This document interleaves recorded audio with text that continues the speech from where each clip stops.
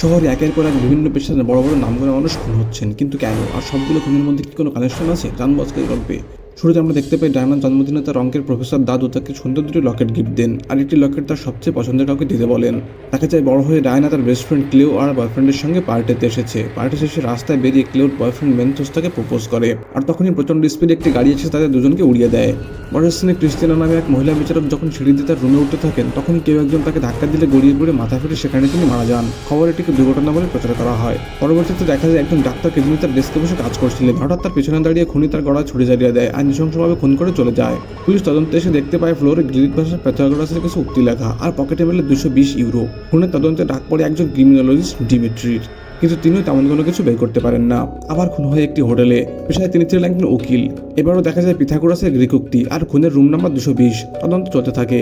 Team এবার বের করে ফেলে এই খুন হওয়া ব্যক্তিরা সবাই সেই গাড়ি অ্যাক্সিডেন্টের সঙ্গে জড়িত যেখানে ক্লিও মারা গিয়েছিল, আর খুবই করুণ অবস্থায় বেঁচে গিয়েছিল মেন্থোস। কিন্তু গাড়ি চালক দোষী হলেও টাকার প্রভাবে এরা সবাই মিলে কেসটি উল্টে দিয়েছিল আর ছাড়া পেয়ে গেছিল খুনি। সন্দেহভাজন হিসেবে ডিমিট্রি মেন্থোসের কাছে গিয়ে বুঝতে পারে তার পক্ষে খুনগুলো আসলে করা সম্ভব নয়, কারণ অ্যাক্সিডেন্টের পর থেকে সে পঙ্গু। ডিমিট্রি যায় ক্লিওর কবরে, সেখানে গিয়ে দেখে একটি লকেট ঝোলানো, আর তাতে লেখা 284। রিসার্চে উঠে আসে 220-এর সঙ্গে 284 সংখ্যা তত্ত্বের গল্প।